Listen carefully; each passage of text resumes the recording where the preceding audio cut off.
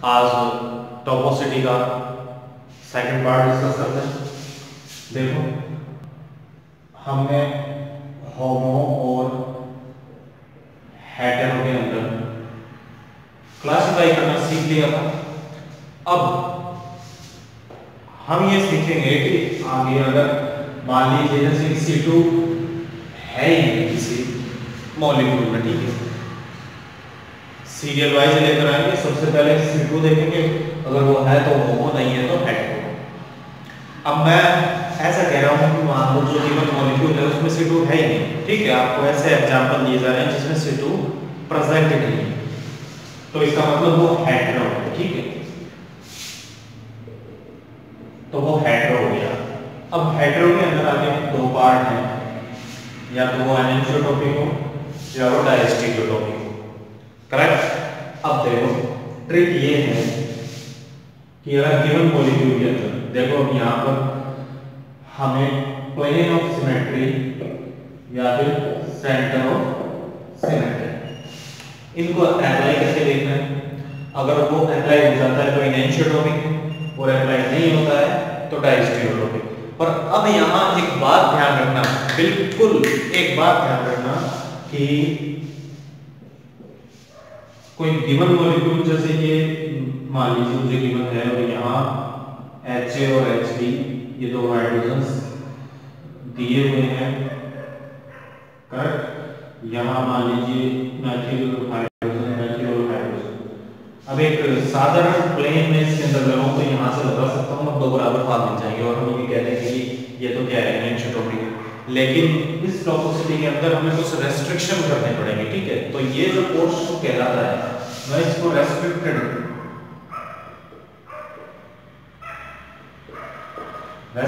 टॉपोसिटी भी कह सकता हूँ, करेक्ट है। क्योंकि यहाँ मुझे क्या देखना होगा कि ये जो गिवन हाइड्रोजन हो गए HA और HB, जो नंबरिंग करके हाइड्रोजन दिए हुए होंगे, वो प्लेन इन दोनों के बीच में से जाना चाहिए, यानी कि एक हाइड्रोजन ऊपर रह जाए और एक हाइड्रोजन नीचे रह जाए, या फिर एक हाइड्रोजन राइट में रह जाए, एक हाइड्रोजन लेफ्ट में रह जाए। इन दोनों के बीच में से इनको जो इनके बीच की जो कार्बनिक हमने रेखा मान ली है, उन दोनों के बीच में से वो गुजरना चाहिए, ठीक है। तो मैं क्या कह रहा हूँ, अगर HA और HB ऐसे मॉलिक्यूल में इस कंडीशन में हो तो प्लेन यहाँ से जाएगा और इन दोनों को बीच में बराबर भाग होगा। और वो ऐसे अपर लोअर कंडीशन में हो तब क्या होगा, वो प्लेन यहाँ से जाए। तो कहने का मतलब क्या है, HA और HB के बीच में से जाना चाहिए, ठीक है। ऐसे प्लेन को ही हम कंसिडर करेंगे। अगर वो है तो एनिसोटोपिक, और वो नहीं है तो डायस्टीरियोटोपिक। तो एक रेस्ट्रिक्शन दिया है हमने प्लेन के ऊपर, तो मैं इसे एक रेस्ट्रिक्टेड टॉपोसिटी भी कह सकता हूँ, ठीक है। तो यहाँ पर बता दो, चलो अब आगे देखते हैं। तो मैंने क्या कहा था, अगर ये इस टाइप का प्लेन इसमें प्रेजेंट है जो दोनों हाइड्रोजन्स के बीच में से जा रहा है, उसको एक को अपर डायरेक्शन में, एक को लोअर डायरेक्शन में छोड़ रहा है, या फिर एक को राइट डायरेक्शन में और एक को लेफ्ट डायरेक्शन में छोड़ रहा है, उनके बीच में से जा रहा है, ऐसा प्लेन प्रेजेंट है तो वो एनिसोटोपिक मॉलिक्यूल हो जाएगा। अगर ऐसा प्रेजेंट ही नहीं है तो नो डाउट वो क्या होगा, डायस्टीरियोटोपिक। अब इसके एग्जांपल्स कर लेते हैं।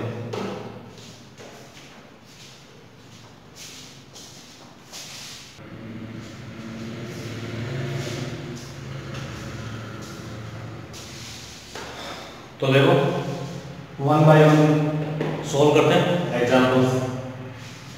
यहाँ सबसे पहले देखो, यहाँ क्या करना है, हमें प्लेन ऑफ सिमेट्री अप्लाई करना है, और ऐसा प्लेन ऑफ सिमेट्री जो HA और HB के बीच में से जाता हो, ठीक है। अब देखो, तो यहाँ वो प्लेन कौन सा होगा, इस ब्रिज के अंदर से जाएगा यहाँ से, तभी तो इस तरफ HA रहेगा, इस तरफ HB। राइट में इस लेफ्ट डायरेक्शन में क्या रहेगा, HA, और इधर HB रहेगा, ठीक है। तो यहाँ से जाएगा वो प्लेन, और जब यहाँ से जाएगा तो देखो इधर क्लोरीन और ब्रोमीन, इधर हालांकि हाइड्रोजन हाइड्रोजन और ये प्रोपोर्शन बराबर है, लेकिन यहाँ क्लोरीन है और यहाँ क्या है, ब्रोमीन है, तो इस वजह से क्या हो रहा है, दो बराबर भाग मुझे नहीं मिल रहे हैं और ये स्पेशल क्लोरीन यहाँ पर नहीं लगने वाला, तो रेस्ट्रिक्टेड कैपेसिटी यहाँ नहीं लगेगी, ये डायस्टेरियोटॉपिक हो जाएगा। करेक्ट है। अब देखो यहाँ ये ब्रोमीन बेस पर है, इसका मतलब टुवर्ड्स द व्यूअर, ये डैश पर है, इसका मतलब front away from the viewer, ये ऐसे और ऐसे। मैं यहाँ प्लेन लगाऊंगा क्योंकि इन दोनों को लेफ्ट और राइट डायरेक्शन में क्या करना है, छोड़ना है। तो अब देख लो यहाँ प्लेन लगेगा तो ब्रोमीन और क्लोरीन आपस में कटेंगे तो बराबर भागों में बटेंगे, यहाँ H और H बराबर भागों में हमें मिल रहे हैं, तो ये क्या हो गया, एनिसोट्रॉपिक हो गया। यहाँ वो रेस्ट्रिक्टेड प्लेन क्या हो रहा है, अप्लाई हो रहा है। अब देखो यहाँ देखो, अब यहाँ मैं यहाँ से लगाऊंगा उस प्लेन को, तो ये पूरे मॉलिक्यूल को दो बराबर भागों में बाइसेक्ट कर देगा एनिसोट्रॉपिक। चलो इसको देखो, इसमें यहाँ अप्लाई होगा तो इधर H और H भी दो बराबर और इधर ऑक्सीजन बराबर, तो यानी कि एनिसोट्रॉपिक। यहाँ देखो, यहाँ लगाऊंगा इस प्लेन को, करेक्ट है, यहाँ लगेगा तो ब्रोमीन कट गया, यहाँ जो डैश पर हाइड्रोजन प्रेजेंट है वो कट गया, H और H बराबर भागों में बटे, मैथिल और मैथिल मिल गया, यानी दो बराबर भाग मिल गए एनिसोट्रॉपिक। ठीक है, और एग्जांपल देखते हैं।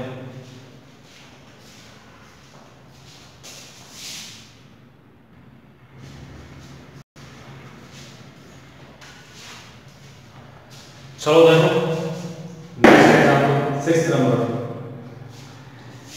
ये अमोनिया लाइक कंपाउंड है, इस पर एक नॉन पेयर भी ऐड करेंगे। ठीक है, देखो यहाँ ये H और H भी, ठीक है। अब मैं इसको टेट्राहेड्रल मॉलिक्यूल की तरह कंसीडर करूँ तो ऐसे मान लूंगा इनको, और ये ऊपर इसके नॉन पेयर, ठीक। अब मुझे क्या चाहिए, मुझे ये ऐसा प्लेन चाहिए, रेस्ट्रिक्टेड प्लेन, जो H और H को बराबर भागों में काटे। इसका मतलब इस H को इधर छोड़ दे और इसको इधर छोड़, ठीक। तो मैं यहाँ लगाऊंगा प्लेन, यानी कि ये ऐसे है ना मॉलिक्यूल, ऐसे, और यहाँ लोन पे वो प्लेन यहाँ लग रहा है, ठीक है, ऐसे, और ऐसे लगेगा कि देखो ये H और H के बराबर भागों में टूटेंगे, और यहाँ कंडीशन सेम है, ये बेस पर, ये बेस पर, ठीक। तो क्या हो गया, यहाँ एनिसोट्रॉपिक। अब यहाँ देखो, यहाँ थोड़ी कंडीशन क्या होगी, चेंज होगी। इस पे लगाया तो सही हमने प्लेन, ये बराबर भागों में बट गए, लेकिन यहाँ क्या है, ये मेथिल की स्टीरियो में चेंजिंग है, एक मेथिल इधर आ रहा है और एक मेथिल नीचे की तरफ जा रहा है। तो ऐसे हालात में वो प्लेन इस जगह आकर के अप्लाई नहीं हो पाएगा डायस्टेरियोटॉपिक। अब देखो यहाँ आराम से लग सकता है, कोई दिक्कत ही नहीं, ये बराबर भाग बढ़ जाएंगे बिल्कुल, ठीक है। तो इसका मतलब एनिसोट्रॉपिक। यहाँ देखो, अब ये टेट्राहेड्रल मॉलिक्यूल मतलब sp3 हाइब्रिडाइज्ड ही तो है, H2O का पेरियोडिक वेरिएशन मान लो इसको, तो मतलब एक लोन पेयर इस तरफ है, एक लोन पेयर पीछे की तरफ है, ठीक है। और मुझे क्या करना है, यहाँ प्लेन लगाना है, तो देखो एक लोन पेयर इधर, एक लोन पेयर इधर, इधर मेथिल और इधर मेथिल, इन दोनों को बराबर भागों में बांटना है। यहाँ लग जाएगा वो प्लेन, एक लोन पेयर इधर रह गया, एक लोन पेयर इधर रह गया, और मेथिल और मेथिल कट गए, तो इसका मतलब एनिसोट्रॉपिक। अब इसको देखो, ये साइक्लोपेंटेन जो है मतलब 3 मेंबर ट्री तो है, तो यहाँ देखो ये ऐसे प्लेनर होगी तो यहाँ ये और ये मेथिल ऐसे बेस पर होंगे ऊपर की तरफ, और हाइड्रोजन से डैश पर होंगे, ठीक है। और लोन पेयर, एक लोन पेयर ऐसे, एक लोन पेयर ऐसे, ठीक है। ये यहाँ मान लो मेथिल, एक लोन पेयर ऐसे, एक लोन पेयर नीचे। अब मुझे तो एक ऐसा प्लेन चाहिए जो इस लोन पेयर को बराबर, इन दोनों लोन पेयर्स को बराबर भागों में काटे, यानी कि एक ऊपर रह जाए, एक नीचे रह जाए। मतलब मैं यहाँ से लगाऊंगा, तो देखो इधर मेथिल है और नीचे हाइड्रोजन है, तो यहाँ बराबर भाग नहीं हो पाएंगे, हालांकि लोन पेयर बराबर भागों में टूट जाएंगे, तो वो यहाँ के फेल होगा और जब यहाँ आके फेल हो जाएगा तो ऑब्वियसली डायस्टीरियोटॉपिक नहीं लगेगा। यहाँ देखो, यहाँ पे कोई बात, ये प्लेनर ही है स्ट्रक्चर, यहाँ ब्रोमीन बेस पर, हाइड्रोजन एसिड डैश पर, और इस ऑक्सीजन पर एक लोन पेयर ऊपर और एक लोन पेयर ऐसे नीचे। तो मैं करूँगा क्या, यहाँ से लगाऊंगा प्लेन ताकि एक लोन पेयर इधर रह जाए, एक लोन पेयर नीचे रह जाए, बराबर भागों में बटे।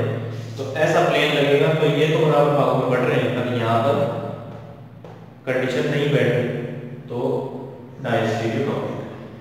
तो बस सिंपल सा फंडा है, हमें करना क्या है, प्लेन ऑफ सिमेट्री अप्लाई करनी है। प्लेन ऑफ सिमेट्री जैसे ही अप्लाई होगी, विशेष प्लेन का ध्यान रखना पड़ेगा। रेस्ट्रिक्टेड कंडीशंस हैं यहाँ पर कि जो हाइड्रोजन्स दिए हुए हैं या फिर कोई लोन पेयर दिया हुआ है, तो करना क्या है, अगर वो ऐसे लेफ्ट राइट डायरेक्शन में है तो एक बराबर यहाँ से प्लेन जाए और दोनों को लेफ्ट और राइट में बराबर छोड़ दें, या अपर और लोअर में है तो यहाँ से जाए, एक अपर में ले जाए, एक लोअर में ले जाए, और या फिर बेस और डैश पर है, फ्रंट में और बैक पर है, तो यहाँ से जाए प्लेन, एक फ्रंट में रह गया और एक बैक साइड में रह गया, यानी कि इस तरीके का रेस्ट्रिक्टेड प्लेन हो जो इन दोनों के बीच में से जाए। ठीक है, वो है तो इनएनिसोट्रोपिक, और नहीं है तो डायस्टीरियोटॉपिक। तो ये लीजिए टॉपोसिटी का ये जो मैटर है खत्म हुआ। हम इस पर एग्जांपल्स आपको प्रोवाइड कर